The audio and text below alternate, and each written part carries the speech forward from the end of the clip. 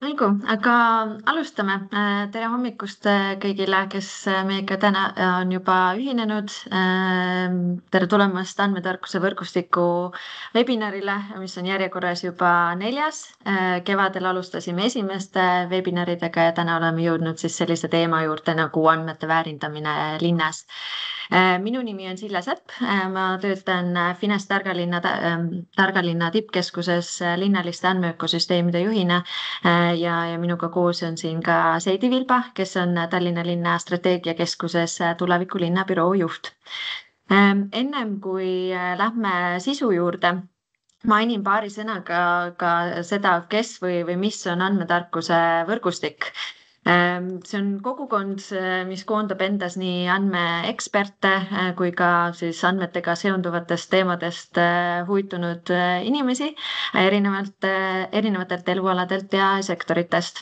Ja seni on võrgustik toimetanud ilma formaalse või sellise juriidilise kehata, koondub peamiselt LinkedIni grupis, kus meil on rõõm näha, et tänaseks on liitunud gruppi juba üle 280 inimese ja võrgustiku üheks eesmärgiks on siis jagada ka just selliseid häid näiteid, praktikaid nii Eestist kui välismaalt, kuidas siis andmete kaudu on võimalik rohkem väärtust luua ning üheskoos seda siis ka praktikasse viia. Ja seda püüame ka siis selliste taoliste lühivebinaride kaudu teha ja neid näiteid esile tuua. Kutsun ka kõiki kuulajaid üles LinkedIni grupis jagama endale teadaolevaid ressursse, tõstatama seal ka erinevaid küsimusi või aruteluteemasid siis endale olulistest aspektidest. Ja andmetarkuse võrgustiku selliste laiemate eesmärkide ja ka tegevuse kohta saab lugeda võrgustiku manifestist ning soovi korral siis sellele ka oma toetust jagada, lisades oma nimi dokumendile, kui selle lingi või QR-koodi kaudu dokumendi avate ja seal seda kohe näete. Nii, aga lähme siis tänase webinari sisu juurde. Oleme pealkirjaks pannud sellele andmete väärindamine linnas, aga mõtleme korraks siis lahti see, et mida me üldse andmeväärindamise all silmas peame ja seda ka linna kontekstis. Üheks selliseks andmetarkuse väljenduseks on oskus siis kogutud andmeid kas enda, oma organisatsiooni või ühiskonna jaoks paremini ära kasutada. Et selle kaudu siis olulisi probleemkohti lahendada või ka paremini eesmärke saavutada. Aga tõesti, et mida see andmete väärindamine võiks üldse tähendada. Meie kirjeldame seda mõistet väga laias võtmes, viidates mitte ainult siis andmete pealt raha teenimisele, vaid ka andmete analüüsimise ja rakendamise kaudu paremate otsuste tegemisele, kas siis näiteks töökorralduse efektiivsuse tõstmisele või ka uute lahenduste ja teenuste loomisele. Näiteks võivad ju ettevõtted kasutada andmeid, et optimeerida oma tootmist või ka pakkuda klientidele personaliseeritud teenuseid. Nüüd, kui aga tõlgendada andmete väärindamist linna kontekstis, siis mõistame sellega andmete kasutamist, et muuta linnade juhtimine, linna poolt pakutavaid teenuseid või ka infrastruktuuri tõhusamaks ja targemaks. Olgu selleks siis jällegi liiklusvoogude optimeerimine, linna poolt pakutavate sotsiaalteenuste arendamine või ka näiteks õhukvaliteedi jälgimine ja vajadusel siis vastavate meetmete kasutusele võtmine. Ning meie kõigi ühiseks eesmärgiks võiks ju olla, et meie elu- ja töökeskkond, me saame seda hoida ja pidevalt edasi arendada, vastates siis linnaelanike vajadustele ning kasutades samal ajal meile olemasolevaid ressursse targalt ja mõjusalt. See ilus visioon andmete väärindamisest tuleb aga panna praktikasse väikeste erinevate arenduste kaudu ja seetõttu annangi siinkohal kohe sõnajärje üle Seidile, kes siis jagab meile näiteid Tallinna linnast ja nendest erinevatest käimasolevatest tegevustest, kuidas Tallinnas andmeid kasutatakse. Kui teil tekib ettekannete ajal küsimusi, siis jagage seda ka kindlasti Teamsi chatis ja püüame mõnele neist ka siis webinari lõpus vastata. Nii, aga annan sõna üle Seidile, palun. Tere! Tore on näha, et hommik ja kiire tööaeg ei ole takistanud meid kuulamast, et ikkagi inimesi on kohale tulnud. Ma alustan võib-olla natukene ilmsemast osast. Mu slaid iseenesest toob lihtsalt kokku mõned sellised lingid, mida te saate ise võib-olla süvitsi vaadata, koondavad mingisugust informatiivset infot linna kohta, nii et ülejäänud jutt lihtsalt viitab ja mõnedele nendele allikatele. Aga alustades täiesti ilmsest asjast, mis mitte tegelikult üllata, et kui Tallinn on Eesti suurim linn ja suurim omavalitsus, näiteks rahvastikuregistri andmetel siin oktoobri alguses ületas elanike arv 460 000 inimest, siis linn ise moodustab enam kui 300 juriidilist isikust. Ei ole ühte Tallinna, vaid on suur kogum erinevaid juriidilisi isikuid, ameteid ja asutusi. Ja need annavad tööd enam kui 15 000 inimesele. Need numbrid tunduvad, või vähemalt mulle on tundunud ülisuured, kui lihtsalt neil otsa vaadata. Aga kui te mõtlete, et linnaasutused on kõik lasteaiad, koolid ja muud sarnased, siis need ja nende personal kokku annavad väga suure osa nendest numbritest. Ja kõik need inimesed pingutavad, et pakkuda üle 500 avaliku teenuse. Need on kõikidest eluvaldkondadest. Ja kui teid huvitaks natukene laiem või täpsem ülevaade, siis kogu Tallinna pakutavast kaardistatud teenustest, siis leiate selle esimeselt lingilt. Ja saate vaadata natukene sirvida seda võimalus leida siis teie enda valdkonda huvitav mõni teenus ja võib-olla saada sealt kas või kontakti kaudu lisainfot, mis teavet nii-öelda linnas selle protsessi käigus näiteks tekib. Aga ühesõnaga, linna masinavärk on hästi keeruline. Ilmselt on see suhteline, aga on ta suur igal juhul, andmeid tekib. Kõiki nende teenuste käigus on need andmestikud erinevad, need andmestikke on palju. Kindlasti on seal teatud määral hägusust ja segadust, aga ja need andmestikud on hästi tihti esmapilgul väga teenuse spetsiifilised ja teenusele endale menetlusele omased. Aga mõnes mõttes, nii nagu ilu on vaataja silmades, on ka siis selle andmestiku väärtus ikkagi selle vajaja ja huvilise kasutaja kätes. Ja näiteks linn ise seab oma eesmärgiks väärindada andmeid siis nii neid luues, ise kasutades, kui ka siis avaldades neid erinevate kanalite kaudu. Et loeme siis ka näiteks nii neid rakendusi endid, kus menetlus näiteks toimub, erinevaid linnapakutavaid veebiteenuseid või veebilahendusi pakkudes või ka siis avaandmete kaudu. Võib illustreerimaks siis täna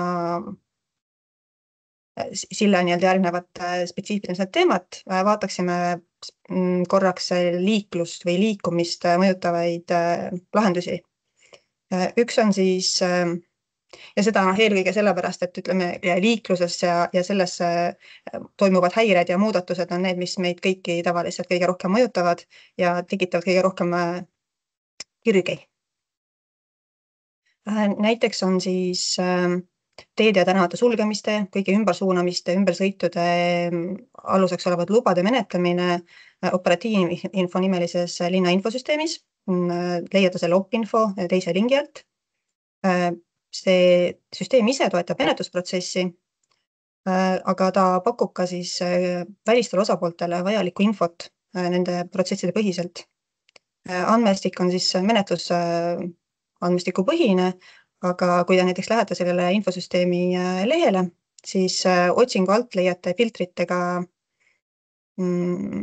kohandatud filtritega otsingu, kus te saate kuvada otsitud andmeid nii kaardikomponendil kui ka andmestikuna, aga huvitavamaks teeb selle võib-olla võimalus see otsing siis konkreetse urlina endale salvestada ja siis sealt dünaamiliselt ka pärast uuendatud andmeid pärida. Et see keskkond ise ei olegi nii-öelda pidevas kasutamiseks vajalik, aga ta võimaldab anda siis sellise andmestiku hilisemaks uuendamiseks. et oleksime nüüd kuskil reaalses toas, siis me võiksime tõsta kõik kätt, et kes üldse reaalselt seda infot ise selle infosüsteemi kaudu on kasutanud. Aga ma arvan, et kõik on puutunud kokku oma valitud navigatsiooniseadmetes siis tänava sulgemiste ja teetööde teemalise informatsiooniga. Nii et see info ise liigub ja linn seda nii-öelda siis tekitab ja haldab.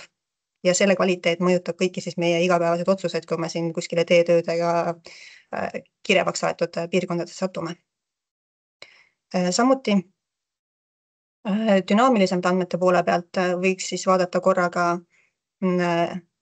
järgmiseid 2 linki, on ristmikud ja seire. Need puudutavad siis suuremate ristmikul asuvaid kaameraid ja siis samamoodi nendel ristmikel asuvaid erinevaid mitutsadat andurit. Ühel veebil näete te erinevaid kaamerapilte ja teine annab kaardivaate siis peaaegu reaalajas nende sensorite ja andurite siis andmestikuna sellest, kuidas liiklusvoog sellel konkreetsel ajahetkel selles ristmikul toimub. Ja seda infot kasutatakse reaalselt liikluskorraldustes ja kasutatakse ka linna planeerimisel. Samuti saate ise kasutada ja ma arvan, et kasutada seda läbi oma navigatsiooniseadmete iga päev selleks, et hinnata seda, kui suured ummikud kuskil asuvad. Aga liikluskaamerate infot plaanib linn ise kasutada täpsemalt ka selleks, et hinnata näiteks erinevat tüüpi liiklejate hulka linnas, lugeda kokku rattureid või jalakäijaid või siis hinnata ka siis teede liikluskoormust. Aga kuna see videosisendi kasutamine on seotud teatud andmekaitsealaste küsimustega, siis tegeleme hetkel pigem nendega. Tehnoloogilised lahendused täna on ikkagi turul olemas ja ma arvan, et see nagu lahenduste leidmine kindlasti oli keeruline ja samuti on olemas juba meil teedel need kaamerad, mida kasutada. Tõin siia juurde ka paar viidet Tallinna väga tugevale geoinformaatika meeskonnale, kes koos 3D meeskonnaga valmistavad digikaksiku rakendust ja peavad üleval ka linna veebikaarti. Veebikaart on selline elementaarne, lihtne juurdepääs linnateenustele ja võimaldab sellisel kaardikeskkonnas neid lihtsalt kasutada. Ja samamoodi on kaart ka pidevalt uueneb ja areneb, et näiteks on sinna ilmunud võimalus ka neid kaardi erinevaid kihte märgistada ja ka neid lingina jagada. Et erinevates olukordades päris hea, kas tuttavatele või kellelegi info jagamiseks, et kus mingisugune vajalik informatsioon asub või mingisugune vajalik teenus näiteks asub. Aga digikaksik on selline tehnoloogiline innovatsiooniprojekt. Siin ühise projektina nende 2 meeskonna vahel siis tegeldakse näiteks mobiilse andmehõive projektiga, et kaardistada linna teede ja tänavate siis reaalset seisukorda, kas nende hoolduse või remondivajaduste kaardistamiseks. Et tööna on see suur, aga samas jälle väga tänuväärne ülesanne. Ja kui te ise toodate või arendate mõnda toodet või teenust ja Tallinna linn saaks aidata selle teenuse või toote siis testimisel või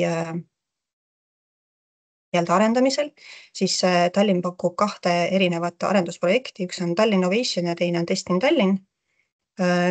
Tahate kandideerida, üks pakub ka väikest tuge ja teine lihtsalt siis mitte rahalist, aga siis nagu tuge meeskonna jõul, kuidas linna infrastruktuuris näiteks katsetada valmivat lahendust või tõendada selle kasu ja siis saada tuge uue toote turule toomisel. Aga kui mõni siin toodud teema, viide või andmestik pakuks teile rohkem huvi, siis võtke ühendust, kirjutage ja ma arvan, et leiame inimesi, kes oskavad võib-olla paremat infot anda kui mina täna, aga vaadake ka meie avaandmeid riigi avaandmete portaalis ja leiate need teabevaldaja Tallinna linnavalitsuse alt. Aga ma annaksin edasi sõna Sillele. Sidi ja aitäh ka nende näidete eest, et tööd on kindlasti juba palju tehtud ja nende olemasolevate rakenduste peale saab juba edasi siis järgmisi arendusi tuua, on ju. Tõesti, mina võtan nüüd siit sõnajärje üle, et rääkida ka sellisest teemast nagu andmepõhine koostöö linna kontekstis ja tuues sisse ka sellise mõiste ja kontseptsiooni nagu andmeruum. Ma alustan eelkõige sellest perspektiivist, et andmed on täna muutunud organisatsioonide ja ettevõtete jaoks siis varaks, millel on samas täiesti omanäolised tunnused. Nimelt saab seda sama vara kasutada siis korduvalt, samaaegselt ja täiesti erineval moel, ilma et keegi teine sellest kaotaks. Ja seetõttu on muutumus ka ettevõtete nägemus sellest, kuidas on võimalik üldse oma tegevusega väärtust luua. Andmed ei pea olema siis see vara, mida hoitakse vaid endale, et siis selle kaudu võimalikult palju tooteid ja teenuseid ise pakkuda, vaid kogutud andmeid saab teatud tingimustel jagada ka teistega, et kas siis andmestikest rohkem või täiesti uuel moel väärtust luua. Ning teisalt ei pea siis ju organisatsioonid ka alati tingimata andmeid ise koguma, kui nende hankimiseks on võimalik hoopis teistega koostööd teha. Siinjuures aga toonitan, et andmete jagamine ei pea olema täielik ja see ei pea olema tasuta, vaid saab olla täiesti organisatsioonide ettevõtete vaheliste äri ja koostöösuhete üheks vormiks. Ja vaadates siis selliseid andmetepõhiseid koostööid suures pildis hakkame nägema, et kooruvad välja ka erinevad andmeökosüsteemid. Nüüd linna kontekstis saame välja tuua kindlasti erinevaid valdkonnapõhiseid andmeökosüsteeme. Nagu ka Seidi mainis, siis teatud rakendused on kas liikuvuse suunal või erinevate seire kontekstis. Meie saame vaadata siin slaidil kohe tõesti liiklus ja õhukvaliteedi selliseid andmestikega seotud andmeökosüsteeme, teisalt energiatarbimise andmetepõhiseid kooslusi.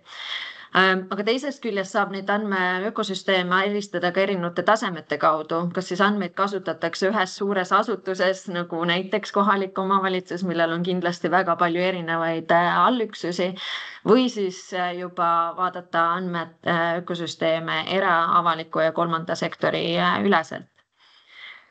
Teame, et andmete jagamiseks ja taaskasutamiseks on täna mitmeid juriidilisi, organisatsioonilisi ja ka turvalisusega seotud väljakutseid ning nende seljatamiseks käib ju pidevalt vilgas töö, et paremaid lahendusi välja pakkuda. Poliitilisel tasandil on aga Euroopa Liit defineerinud visiooni sellest, et oleks meil hoopis ühtne andmeturg, millest saaks siis andmeid jagada mitte ainult riikide sees olevate koosluste vahel, vaid ka Euroopa Liidu sees laiemalt. Ja sealjuures tagades siis turvalisus, euroopalike väärtuste ning reeglite järgimine. Et Euroopa selline andmepoliitika on täiesti eraldiseisev suur teema, millest võiks pikalt arutada, kuid ma tahan täna viidata just ühele suunitlusele siis arendada Euroopa üleseid andmeruume, mis võimaldaks andmete laialdast jagamist nii ettevõtete ja organisatsioonide vahelise koostöö kaudu ja seeläbi siis arendada andmepõhiseid lahendusi ja teenuseid. Mida aga andmeruum endast üldse kujutab?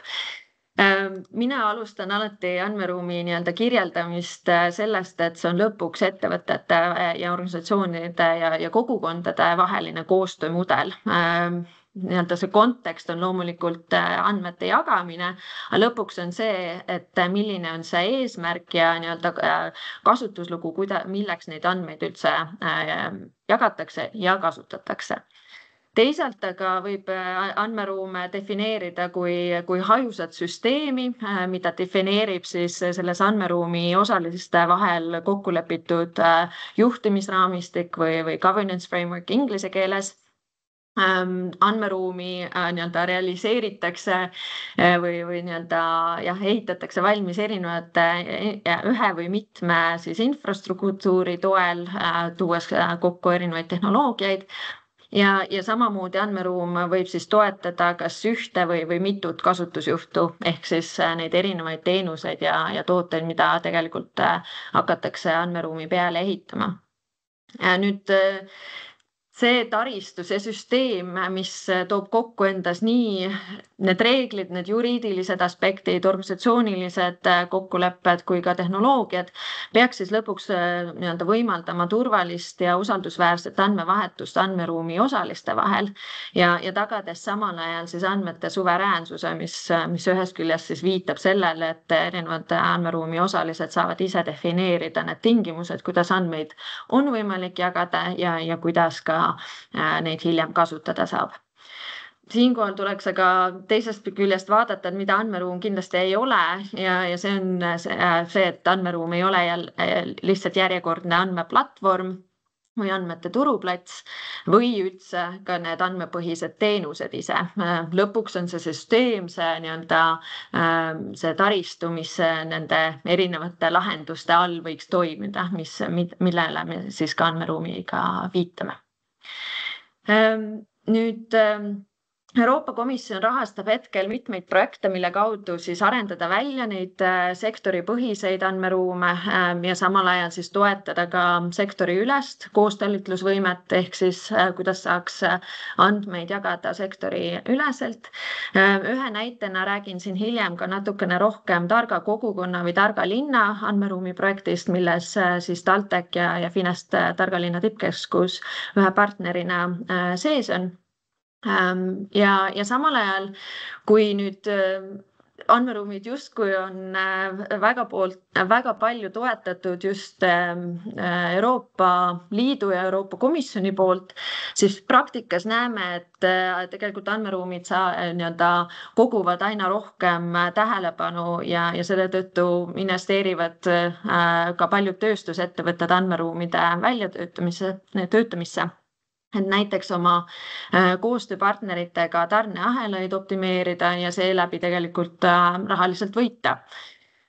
Soovitan siinkohal siis uurida andmeruumide radarit ja sinna tänaseks kokku kogunenud circa 180 näitest andmeruumi algatuste kohta.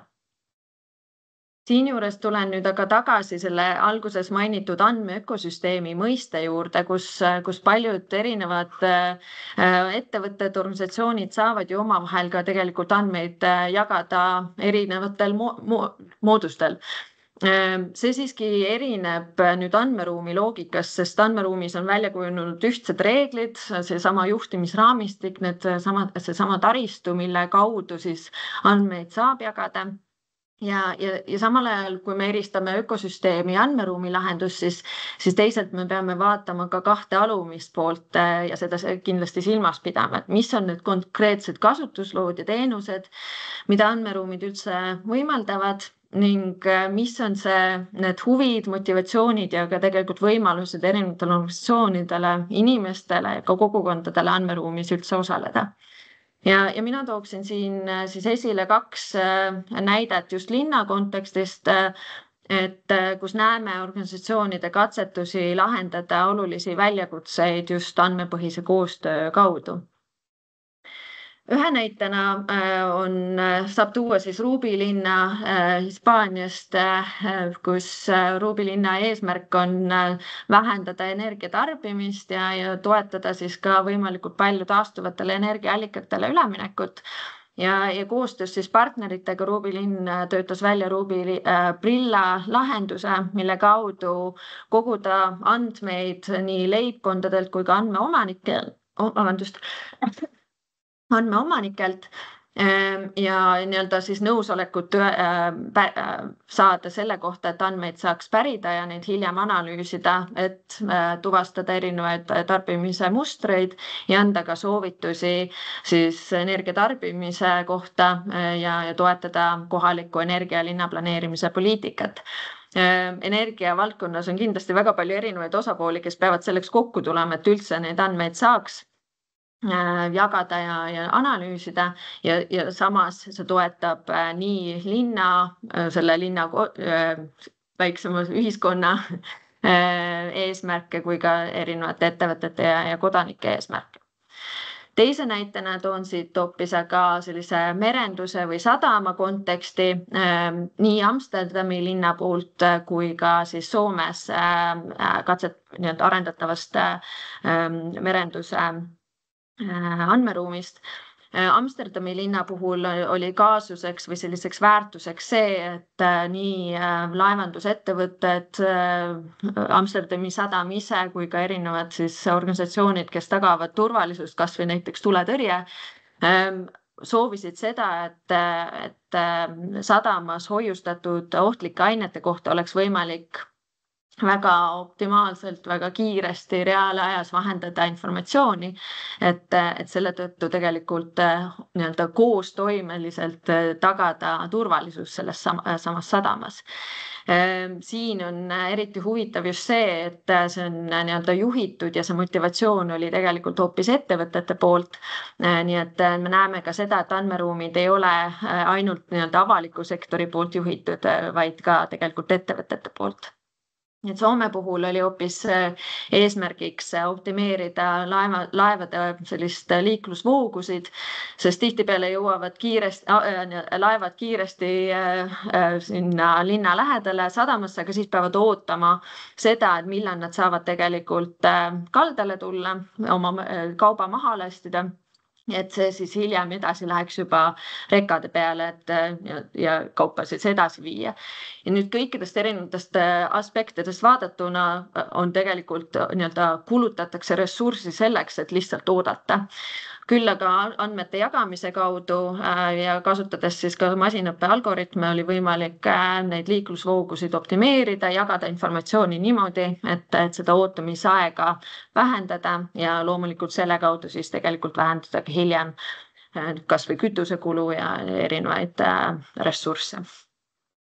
Need on kaks näidet linna kontekstist, väga erinevad aspektid ja just oluline on siin see, et need ei ole tingimata linna kui kohaliku omavalitsuse poolt juhitud, sest lõpuks need erinevad osapooled, kes linnas toimetavad, ju tegelikult mõjutavad seda laiemat keskkonda üheskoos. Teisi näiteid on loomulikult võimalik tuua samuti liikuvusest, liikluskorraldusest, ka kommunaalteenuste omavahelisest sellisest koordineerimisest või ka proaktiivsetest avalikest teenustest, aga täna me sinna ei tuleks. Nüüd lõpetuseks, ennem kui me hakkame otsi kokku tõmbama, mainin ära seda, et ühe projektina siis rahastatakse ka Euroopa targakogukonna andmeruumi ja soovitan teil uurida just selle projekti raames siis kokku pandud ressursse, juhiseid, ka näiteid sellest, kuidas on võimalik targa linna kontekstis andmeruume arendada. Teisest küljest on ka projekti raames käimas hetkel taotlusvoor erinevatel pilootidele. Rahastatakse 10–12 erinevat pilooti ning Euroopa Komisjon toetab siis piloote maksimaalselt 1,5 miljoni euroga. Ise tuleb sinna juurde tuua vähemalt 50% ja seega kes iganes ka Eestis selliste lahenduste kallal hetkel juba töötab või on huvitatud töötama, siis soovitan teil ka seda vastavat informatsiooni juurde uurida ja kui tekib küsimusi, siis kas või meile Fines targa linna tippkeskusesse kirjutada ja püüame nõuga siis aidata. Samamoodi saab siis projekti tulemustega olla kursis projekti LinkedIni lehe kaudu või siis näiteks liitudes uudiskirjaga.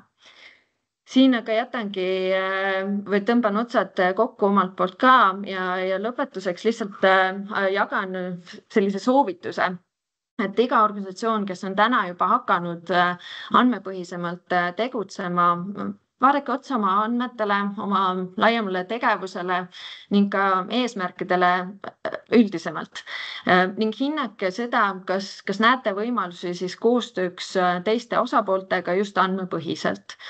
Kui jah, siis defineerige sealt juba edasi enda jaoks selge eesmärk, mis selle andmepõhise koostöö nii-öelda lõpp eesmärk võiks olla ja jagage seda siis ka juba nendele teistele koostööpartneritele või nii-öelda potentsiaalsetele partneritele, et vaadata, kas nendes eesmärkides on ka ühisosa. Sealt saab juba vaikselt hakata edasi nügima seda, et millised on need praktilised lahendused, kuidas andmeid päriselt jagada ja sellest juba ka väärtust hakata looma. Kui vaadata see tugesel teekonnal, siis meie jällegi Finnes Targa linna tippkeskuses oleme kindlasti valmis omalt poolt abi pakkuma, nii et võtke ühendust ja üldiselt lihtsalt edu teile sellel teekonnal. Nüüd me oleme küll jõudnud ajaliselt kella 10-sse, aga vaataks siiski korra veel ka chatti, et kas meil on tulnud vahepeal küsimusi. Kutsun siin Seidi ka samamoodi jälle veel meie virtuaalsele lavale. Mina küsimusi hetkel ei näe. Aga äkki ma küsin, kui küsimusi ei ole? Jaa, muidugi. Et esimene küsimus, Sille, kas sa tead, et kas nendel andmeruumidel on keegi eestvedaja või kuidas see toimub kuidagi ühiskondlikult või mingi ühistegevusena, et kuidas nad nagu saavad toimida või on keegi, kes juhib ja ütleb, et me tahaks sellise andmeallika sinna saada? Enamasti on tõesti andmeruumidel keegi peab võtma sellise juhtrolli, küll aga tuleb eraldi defineerida, mida see juhtroll tähendab. Et inglise keeles nimetatakse tihtipeale selliseks juhtrolliks governance authority, kes nii-öelda hoiab, sätestab, räägib läbi ka andmeruumi osaliste vahel neid erinevaid reegleid. Küll aga see on juba selline nii-öelda kaugem eesmärk, kui andmeruum, kui taristu, kui reeglid, kui need koostöösuhted toimivad. Et tänases seisus, kus me näeme rohkem selliseid andmeruumi algatusi, siis ma nimetaksin pigem seda erinevateks teenusteks, kaasusteks, kuidas erinevate ettevõtete ja ka sektorite vahel on tegelikult võimalik andmeid jagada ja siis need osapooled ise saavad omavahel kokku leppida, kes seda nii-öelda koordineerib ja püüab neid läbirääkimisi vedada ja see on nii kontekstuaalne, et see võib olla neutraalsem, võib olla osapool, kelleks võib sobida rohkem avaliku sektori või ka kolmanda sektori osapooled, aga miks mitte ka tegelikult eraettevõtted. Samas motivatsioonist üksinda ei piisa, et lõpuks peab need osapooled kokku tooma ja need kokkulepped ka sõlmima ja selleks tihtipeale on sellist juhti ikkagi vaja.